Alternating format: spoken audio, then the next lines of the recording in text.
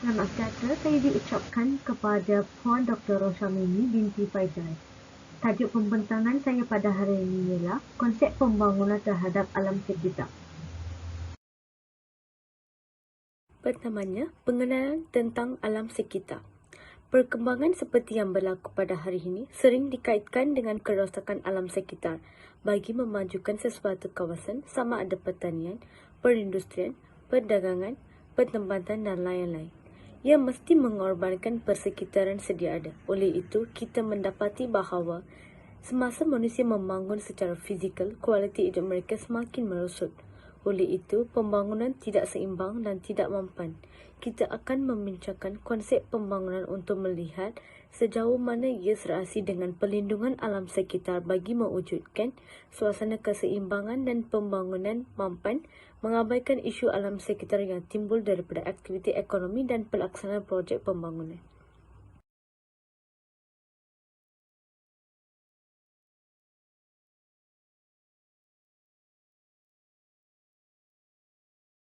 Seterusnya, marilah kita melihat punca pembangunan terhadap alam sekitar. Salah satu punca pencemaran alam sekitar yang dikenal pasti ialah masalah sikap tidak bertanggungjawab iaitu individu dan organisasi.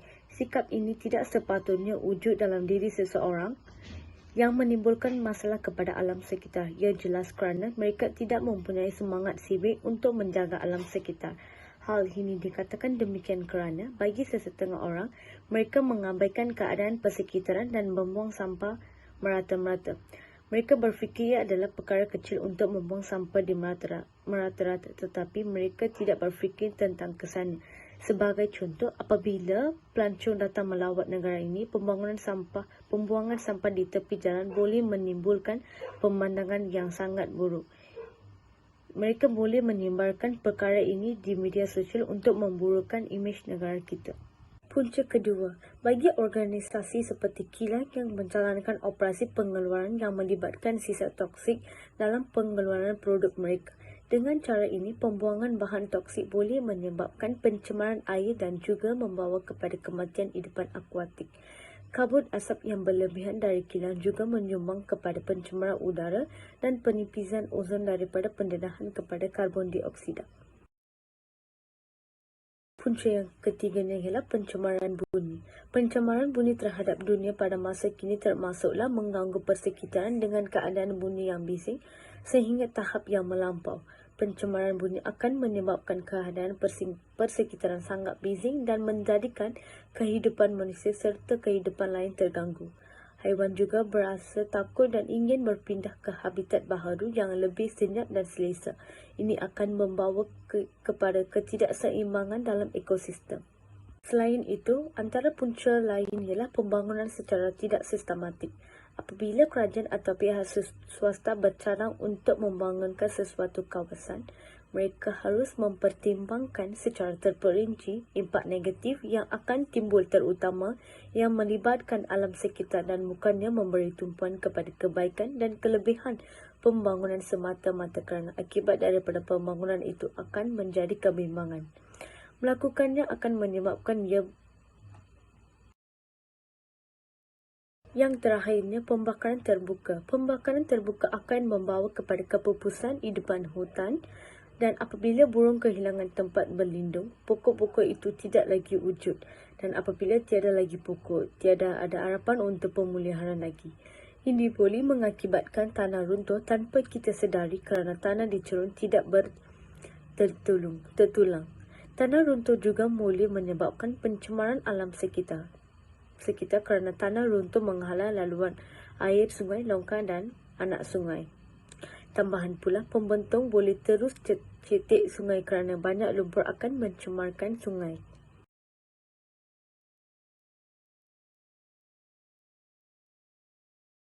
Seterusnya, kesan pembangunan terhadap alam sekitar. Yang pertamanya, kesan yang paling ketara dan sedang hangat diperkatakan oleh seluruh warga dunia pada masa kini adalah kesan pemanasan global yang disebabkan oleh kesan rumah hijau. Peningkatan suhu global dan penipisan lapisan ozon adalah punca pemanasan global yang dirasai oleh semua orang di bumi. Kenaikan suhu bumi disebabkan oleh pembebasan gas karbon dioksida yang terkumpul di udara. Terlalu banyak gas karbon dioksida menyebabkan haba terperangkap di dalam bumi dan akhirnya bumi menjadi panas dan persekitarannya menjadi lebih panas. Seterusnya, bahan pencemar juga menyebabkan haiwan-haiwan terancam dan terbunuh. Haiwan-haiwan akan kehilangan habitat kerana bahan cemar telah memusnahkan tempat tinggal mereka. Maka haiwan-haiwan terbunuh dan spesies-spesies yang istimewa juga akan menghadapi kepupasan. Ini mengakibatkan kehilangan nyawa haiwan tersebut kerana bahan toksik di udara telah diserap ke dalam badan haiwan tersebut. Seterusnya, kesan daripada pencemaran air ini menimbulkan pelbagai masalah kepada hidupan di dunia air ini termasuklah manusia sendiri. Bahan yang dibuang ke dalam sungai boleh menyebabkan hidupan akuatik mati apabila memakan bahan toksik daripada sumber air yang tercemar itu. Manusia juga boleh menghidap penyakit serius jika mereka mengambil sumber makanan daripada organisma akuatik. Selain itu, manusia juga boleh jatuh sakit jika terminal air dipenuhi dengan bahan pencemar seperti sediman dan batu halus, karat, sisa industri, logam berat, racun herba, bakteria, virus dan halofong. Pencemaran air juga merupakan masalah yang sangat serius di negara kita. Untuk membendung masalah pencemaran ini, marilah kita melihat langkah-langkah untuk mengatasi masalah pencemaran alam sekitar. Memandangkan dunia sekarang sedang diancam bahaya pencemaran, langkah-langkah wajarkan berkesan patut diambil. Langkah untuk melindungi alam sekitar ini bukanlah tanggungjawab pihak kerajaan sahaja. Ia adalah tanggungjawab semua pihak.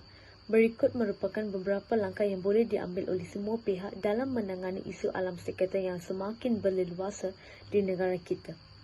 Pertama, penggunaan teknologi moden untuk mengurangkan pencemaran alam sekitar adalah amat penting.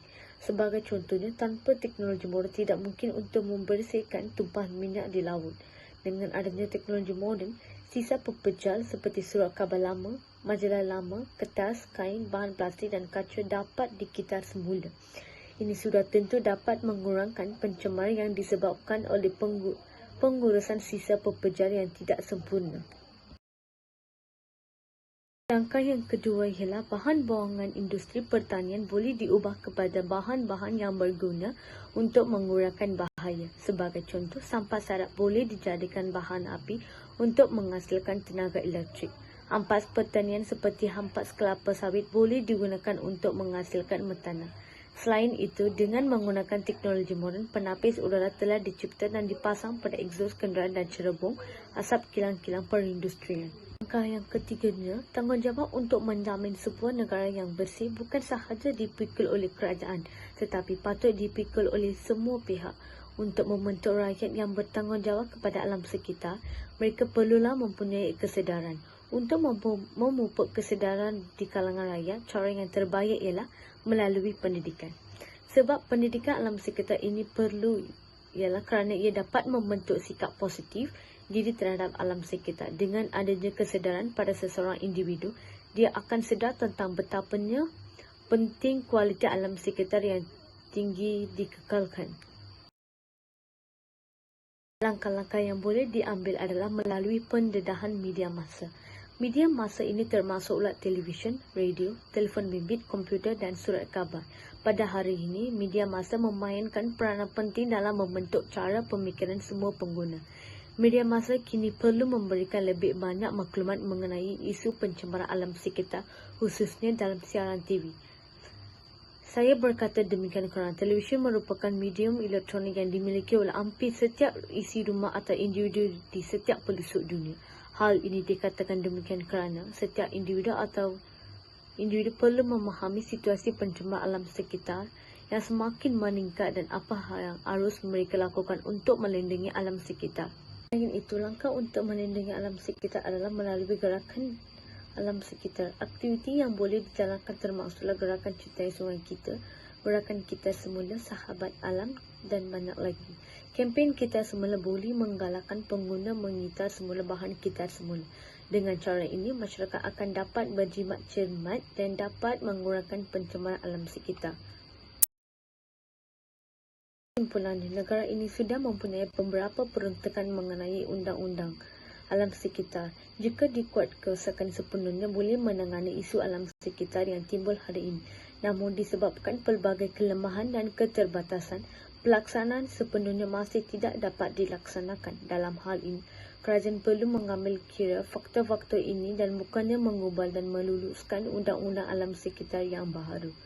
Pendekatan bukan perundangan terhadap isu alam sekitar termasuk pendidikan, formal dan tidak formal, perlu diperkasakan dan melibatkan semua lapisan masyarakat agar dapat mencapai pembangunan terancang dan berkesan.